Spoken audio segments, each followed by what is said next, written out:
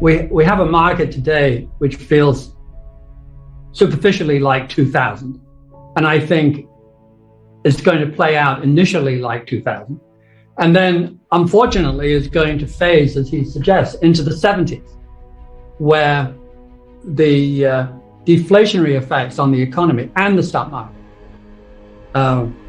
will result in a world rather like the 70s, where all assets are simply much lower priced than they are today.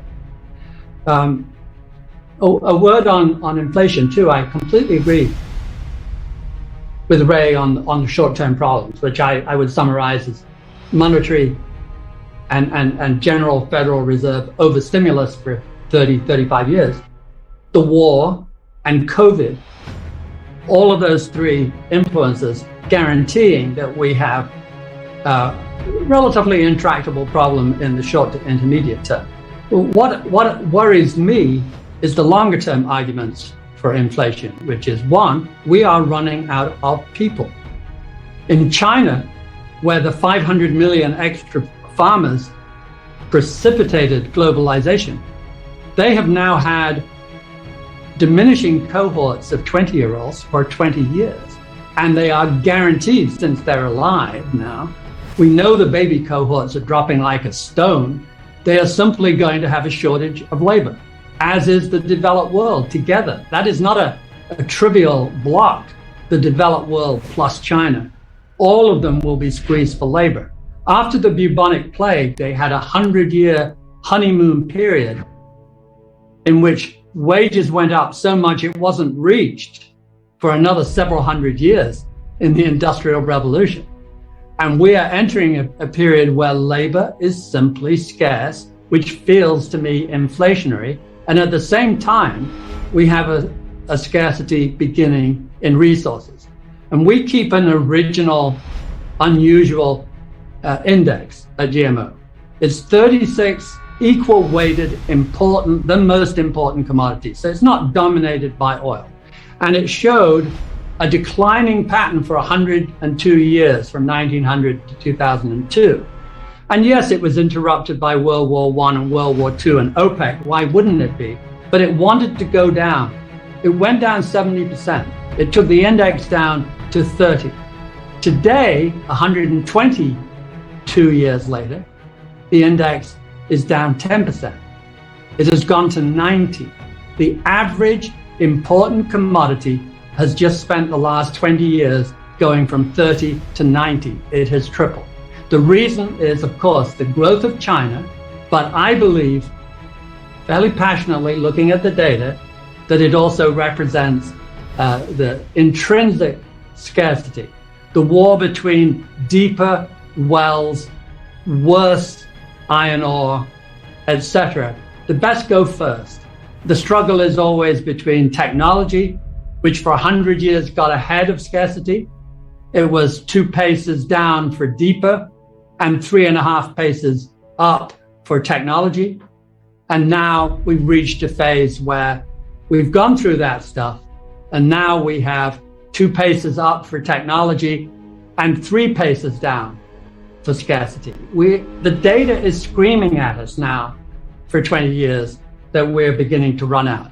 It doesn't, and a war, of course, and COVID, we're so fragile. All you have to do is cough now, and it ricochets around the world in price spikes and shortages and bottlenecks. And that is the world we better get used to living in. We're going to have a world of increasing number of bottlenecks and shortages.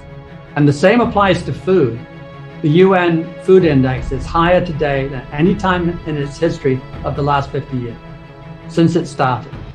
Okay, so you have price pressure on raw materials, metals, food. You have price pressure long term on labor.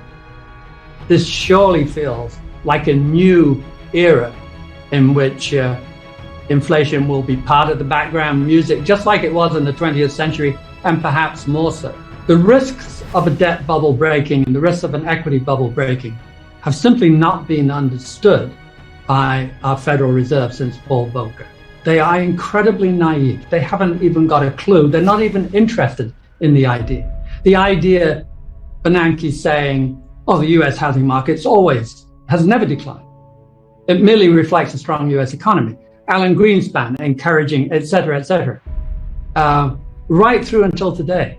They don't realize that they're playing with such fire. My second point, high levels of debt are just far too often seriously dangerous and should be, in general, discouraged actively. That should be one of the responsibilities of top management, including the Fed, et cetera. And let me just give you an example. Why do you like low rates? Because it encourages debt. Why do you like more debt? Because it encourages growth. That's the argument. So let me give you the ultimate statistical test of that. We start in 1985, and we have been modestly increasing the debt to GDP ratio, all debt together, just drifting slightly up due to technology. And then the technology, I mean the introduction of more and more sophisticated financial instruments, but not rising dramatically. And then in 85, it kills to a 45-degree angle and shoots across any page and goes from about 1.1 times GDP to well over 3. So in that little window of 35 years, we triple the debt to GDP ratio. It's a big chunk of time. It's the biggest, most important economy on the planet, a pretty good test. So what happens to growth? It inflects downwards. And from 85, we grow more slowly. Grant you, there are many other factors at work. It's a complicated picture. But there is little room in that equation for the idea that more debt creates more growth. It is not proven in the data. It is held to be the case. It is an assumption like most of modern economics, but it is not proven by the data. I would suggest that there is no evidence at all that increased levels of macro debt to GDP have anything to do with growth. They have everything to do with higher risk, though, from time to time. Ray made me think that when we're selling our resource portfolio, we have a wonderful exhibit that looks at the correlation between all the major sectors, utilities, consumption, and so on, consumer goods. And there's only one where, as the time period lengthens, the correlation drops, and that is resources. And resources drops to such good effect that based on the last 80 years of data, every rolling 10-year period, that the 10-year correlation is negative. So if you believe in inflation, you know that resources do very well. You also know that in the long run, it's strongly negative. It's negatively correlated, modestly, with the rest of the portfolio. As we're seeing today, when they do well, it puts a burden on the rest of the economy and they do bad. So there is a very strong case here for a resource portfolio. On resources, just a point that the last time we had a super bubble in commodities, there were very large new mines waiting to come online. What has happened since the 2011 crunch, when China slowed down in its heavy industrializing, and the growth rate for iron ore and coal dropped from double digit to zero, dead flat for 3 years in a row, breaking the back of the resource industry. They have not done any capex. It takes 5 to 15 years to bring on a mine. They have not been doing this. There are no great reserves of lithium, cobalt, copper, nickel, even iron ore to come online this time, and everybody knows it. If you look at the need for these, particularly green metals, greening metals, it doesn't compute. There are no backup resources. And that applies right across the length and breadth of resources. They have not been capexing, even in oil and gas, for the last 10 years, to a remarkable degree.